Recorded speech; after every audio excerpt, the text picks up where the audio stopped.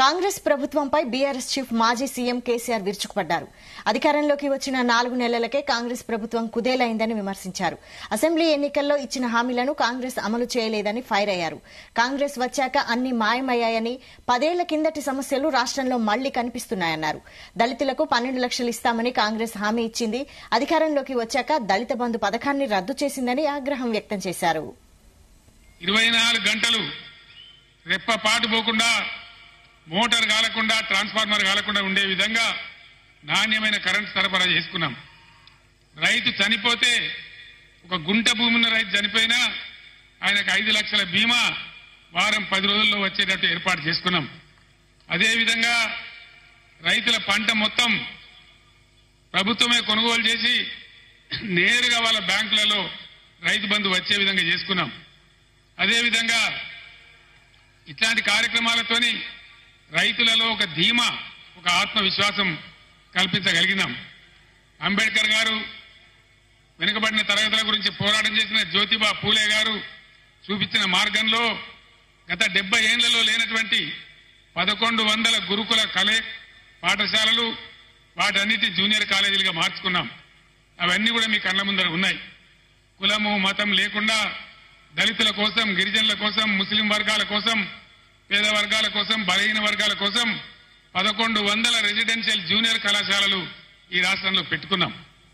దళిత బిడ్డలు, బీసీ బిడ్డలు, ఓసీ బిడ్డలలో కూడా నిరుపేదలు, గిరిజన బిడ్డలు ఎవరు కూడా విదేశాలకు పోయి చదువుకుందామంటే 20 లక్షల రూపాయల ఓవర్సీస్ స్కాలర్షిప్ ఇచ్చుకున్నాం.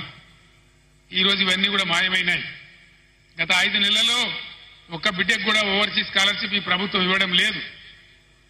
దళిత వాడలు ధనిక వాడలు కావాలని దేశంలోనే ఎక్కడ లేనటువంటి విప్లవాత్మకమైనటువంటి మార్పు, సంవత్సరానికి 1 లక్ష కుటుంబాలు, 2 లక్షల కుటుంబాలు బాగు చేసుకుంటూ పోవాలని 10 లక్షల రూపాయలు ఇచ్చుకుంటూ ఒక కుటుంబానికి దళిత బంధు కార్యక్రమాన్ని తీసుకున్నాం. ఈరోజు కాంగ్రెస్ పార్టీ వాళ్ళు చెప్పినారు, కేసీఆర్ 10 లక్షల రూపాయలు ఇస్తా ఉన్నాడు, మా ప్రభుత్వం వస్తే మేము 12 లక్షల రూపాయలు ఇస్తాం అని ఆనాడు వాళ్ళు మాయ మాటలు చెప్పినారు. 1,30,000 మంది దళితులకు బీఆర్ఎస్ గవర్నమెంట్ లోనే దళిత బంధు శాంక్షన్ చేసినాం. ప్రొసీడింగ్స్ ఇచ్చినాం. డబ్బులు జిల్లా కలెక్టర్లకు పంపించినాం. 12 లక్షలు ఇస్తామని నమ్మబలికిన ఈ కాంగ్రెస్ ఏం చేసింది? ఈరోజు ఒక్కలకు కూడా ఇవ్వడం లేదు. 10 లక్షలు కూడా ఇవ్వడం లేదు.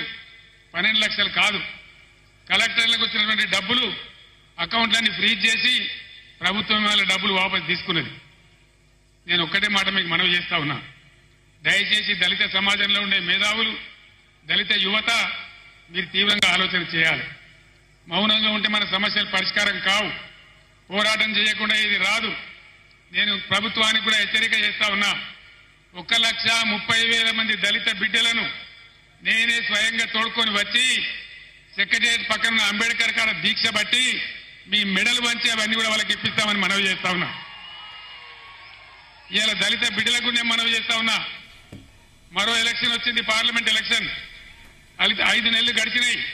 కాంగ్రెస్ పార్టీ హామీ ఇచ్చి మీ గ్రామాలకు, మీ మండలాలకు, మీ పట్టణాలకు వచ్చే కాంగ్రెస్ నాయకులను మీరు నిలదీయండి, అడగండి. ప్రజాస్వామ్యంలో మనకు హక్కున్నది. ఏమయ్యా మా దళిత బంధు ఏమైంది?